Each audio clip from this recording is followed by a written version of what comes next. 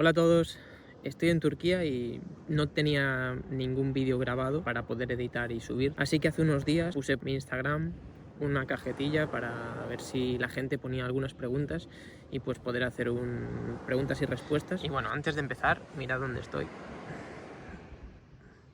La verdad es que está bastante bien, obviamente pues no son las playas de España, ni mucho menos. De hecho la arenilla pues no tiene nada que ver, pero la verdad es que no estamos mal aquí. La primera pregunta es, ¿eres fiel a tu marca de botas y modelo o sueles cambiar según las novedades que aparecen? Y esto me lo pregunta mi gran amigo Rodri. La verdad es que no soy fiel a ninguna marca, porque bueno, no me pagan, no me mandan botas nadie, entonces pues tengo la libertad de poder elegir la bota que quiero utilizar.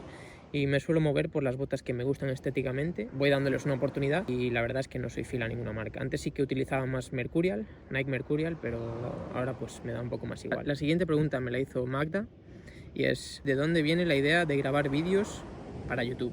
Yo con 15-16 años empecé a ver vídeos de crecimiento personal, de desarrollo personal, de psicología, de finanzas, de inversión, de negocios, y viene un poco por ahí la idea. Además, pues soy una persona muy curiosa, me gusta muchísimo pues aprender sobre diferentes cosas. Soy de los típicos que necesita estar ocupado y estar pensando en cosas diferentes, porque si no me aburro y me quedo como una planta mustia a la que no riegas durante semanas. Y también viene pues un poco de que creo que la mejor forma de aprender es enseñar lo que sabes. Y por último, la última razón es porque creo que es muy importante, y más en el mundo en el que vivimos ahora mismo, pues tener un poco de marca personal y de diferenciarme pues respecto a los demás futbolistas en este caso, o demás personas que quizás solo me conocen por el fútbol, pero bueno, que yo soy consciente que no soy solamente un futbolista y que de hecho detrás de mi faceta futbolística hay una persona con muchísimos intereses y con muchas cosas que desarrollar. Entonces va un poco por ahí, pues para mejorar también mi imagen de cara a los demás, y quién sabe, pues en el futuro quizás estas cosas que estoy haciendo ahora, tanto YouTube como mi blog personal, pues me abran puertas o caminos más allá del fútbol en el futuro. Anshu, mi compañero del compost, me pregunta, ¿MSCI World o SP500 a 20 años? A ver, esto es un poco elegir entre mamá o papá, porque creo que ambas son grandes opciones, sobre todo pues a largo plazo. Personalmente yo me quedo con MSCI World, porque tiene una diversificación mucho más global. Al final sí que es verdad que MSCI World es en torno a un 60, un 65% Estados Unidos, o sea, ya cubre muchas de las empresas que están en el SP500. Y además de eso cubre otros países desarrollados, pues parte de Europa, algunos de Asia, y creo que ahí está un poco la clave. Al final tú en SP500 tienes las 500 mejores empresas de Estados Unidos, las más grandes, siempre es como el índice que se tiene por referencia. Pero yo estoy más cómodo invirtiendo en el MSCI World porque la tendencia actual quizás sí, pues en los próximos años siga siendo de Estados Unidos, y hasta ahora fue Estados Unidos, pero estamos viendo lo que está pasando con China, que al final pues el PIB de allí está creciendo muchísimo.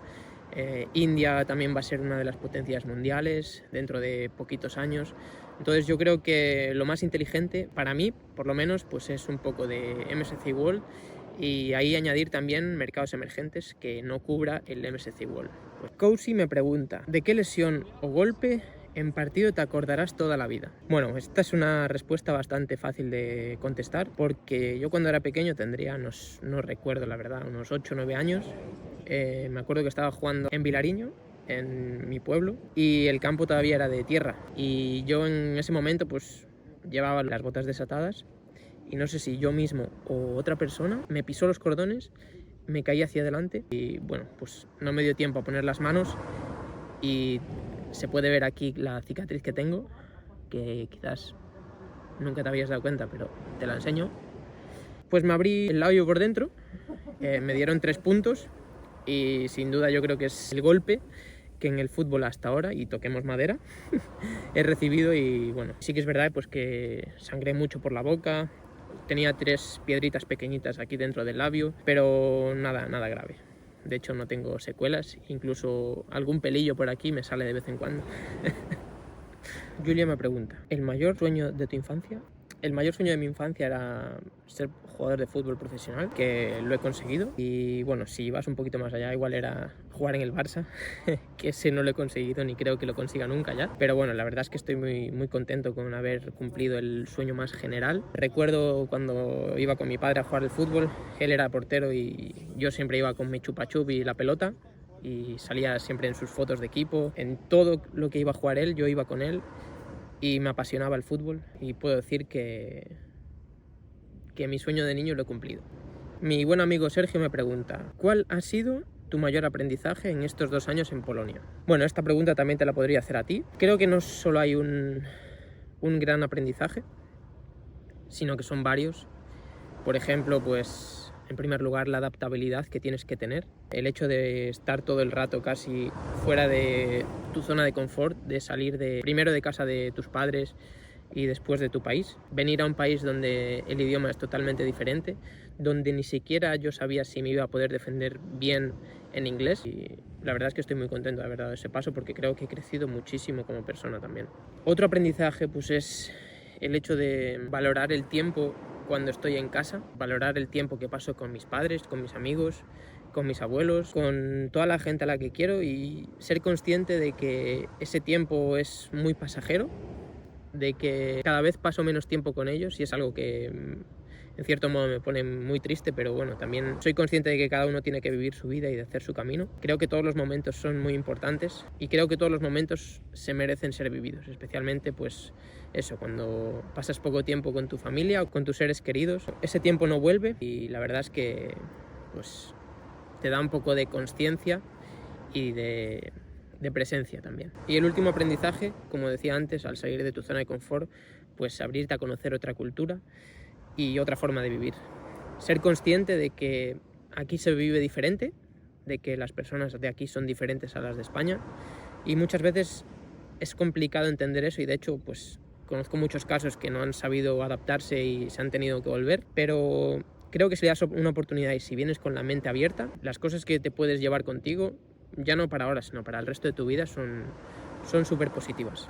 Aarón me pregunta, ¿cuándo empezaste a invertir y por qué? Antes de empezar a invertir, empecé a aprender a invertir en el confinamiento. Cuando estábamos en casa, tuve muchísimo tiempo para mí solo y además de seguir mis estudios de la universidad, pues me compré libros. Recuerdo que veía las noticias y el crash financiero del COVID, no sé qué, y después a las pocas semanas ya se había recuperado todo y eso me llamó muchísimo la atención. Me entró el gusanillo de ahí y la verdad es que empecé a comprarme libros, empecé a leer como un loco, me compré algún curso también y empecé a invertir el verano de 2020, después de que nos abrieran las puertas y pudiéramos salir. Recuerdo que estaba de vacaciones con Gabriela y hice mi primera aportación a los fondos indexados con 200 euros. Empecé así y sobre todo pues ahora ya lo veo como una forma de comprar libertad, de comprar mi tiempo futuro.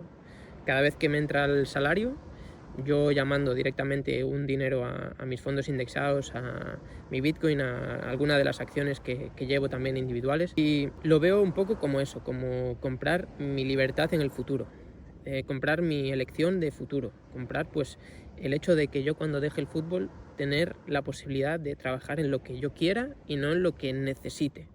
Basi me pregunta, 3 puntos buenos y malos de la inversión en indexados frente a la inversión inmobiliaria. Bueno, tú eres un ávido inversor inmobiliario, así que bueno, a ti va a ser más difícil convencerte, pero bueno, tampoco es mi intención convencerte, sino darte pues mi opinión también, porque yo no creo que la inversión inmobiliaria sea mala. De hecho, de las inversiones que hay, quizás es la más fácil de entender, por eso está tan extendida por España y por toda Europa, pero creo que ahora mismo no estamos en el mejor momento como para invertir en inmuebles. 3 puntos positivos de los fondos indexados frente a la inversión inmobiliaria sería, por ejemplo, en primer caso, la diversificación. Cuando compras un fondo indexado, tú estás invirtiendo en miles de empresas de diferentes sectores y países, que la verdad es que tiene bajo riesgo relativo.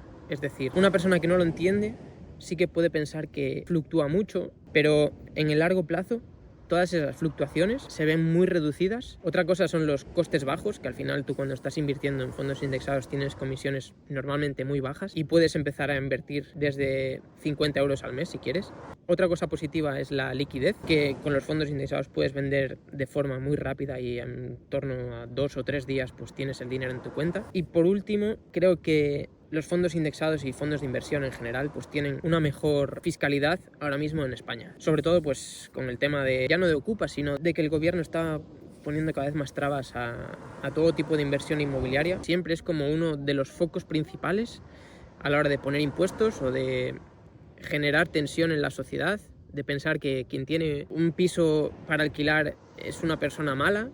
Creo que en España hay un problema con esa mentalidad. En cierto modo es uno de los problemas más grandes que tiene hoy en día la inversión inmobiliaria en España. Y con aspectos negativos sería, como dije antes, la volatilidad, que sobre todo para la gente que no lo entiende, los mercados bursátiles están expuestos a mucha mayor volatilidad y a muchas caídas bruscas. Por ejemplo, en la del COVID sí que es verdad que luego se recuperó muy rápido, pero quizás no es lo más común eso. Pero como digo, pues con conocimiento le empiezas a perder el miedo y toda esa volatilidad en el largo plazo se reduce mucho. Un aspecto negativo también pues es que con los fondos indexados, a no ser que vayas por distribución de dividendos, no tendrías rentas pasivas estables. Si lo que buscas son rentas al mes, es un problema porque tendrías que irte como digo, a un fondo indexado de distribución donde ya perderías muchas de las cosas buenas que tienen los fondos indexados, que es pues la capitalización y el interés compuesto. Y por último, la última cosa que veo un poco negativa con respecto a los inmuebles es que no es algo físico que posees, que puedes tocar. Al final yo creo que muchas personas que invierten en inmuebles lo hacen por eso mismo, porque les da seguridad. Con los fondos indexados tú no tienes ese control porque al final no eliges tú dónde se invierte tu dinero. Sí eliges los fondos o eliges la cartera en la que quieres invertir, pero esos fondos eligen sus empresas y tienes menos control que en un inmueble. Ahora bien, yo no demonizo para nada la inversión inmobiliaria. De hecho, creo que cuando tienes ya un nivel bastante decente de dinero, creo que lo más inteligente es tener de ambas. Eso es lo que yo tendría en mi cartera en mayor tamaño. Y bueno, no demonizo ninguna, pero sí que ahora mismo yo personalmente prefiero la inversión en fondos indexados. Y la última pregunta me la hace Lucía y es: ¿qué consejo le darías a una persona que no sabe hacia dónde ir para perseguir un sueño? Pregunta bastante complicada y que tampoco soy yo quien de contestarla, porque bueno, yo también tengo ese problema. Me vuelve un poco loco el tema del propósito de una persona y al final lo he reflexionado muchas veces y creo que lo más importante es hacer cosas. Las personas nos rayamos mucho por el tema de perseguir un sueño, del qué hacer con nuestra vida, de a lo mejor estar haciendo algo y estar pensando qué es lo siguiente que tengo que hacer, cuando en realidad lo que tienes que hacer, y también hablo por mí, pues es empezar a hacer cosas que disfrutas, que te gustan, empezar a probar cosas nuevas que no sabes si te van a gustar. Si ese tipo de cosas se pueden monetizar y se pueden luego escalar y vender, pues mucho mejor. Pero creo que va un poco por ahí, por hacer cosas, por pensar menos en lo que piensa la gente de nosotros, porque a mí también me ha pasado mucho y muchas veces me pasa también. Le escuché creo que a Ilia Topuria la regla del 18, 40, 60, algo así como: a los 18 estás muy pendiente de lo que piensa la gente de ti, a los 40 te da igual lo que la gente piensa de ti, y luego llegas a los 60 y te das cuenta de que nunca nadie ha pensado en ti, de que están tan pendientes de ellos mismos. Todo el mundo está pensando también qué es lo que pensarán de mí, para muchas veces no hacer las cosas. Al final pues va un poco de dar el primer paso y ver cómo va la cosa, sobre todo si lo disfrutas, y de probar cosas nuevas. O sea, no te puedo dar un consejo porque no lo sé y porque no estoy en posición de dar ningún consejo a nadie, sino pues eso, de probar cosas que te guste hacer, desarrollar habilidades que tengas y al final pues de ser tú misma y de que tu esencia sea la mayor parte del día ella misma, de que no tengas que cambiar eso por nadie ni por nada. Simplemente disfrutar tu camino, disfrutar de lo que haces y ya está. No sé qué más puedo decirte.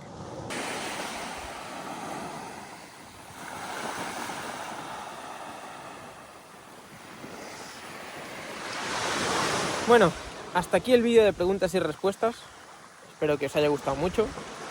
Y me podéis dejar vuestro feedback, vuestros comentarios en la cajita de comentarios con lo que queréis ver. Y nada más. Hasta aquí. Chao.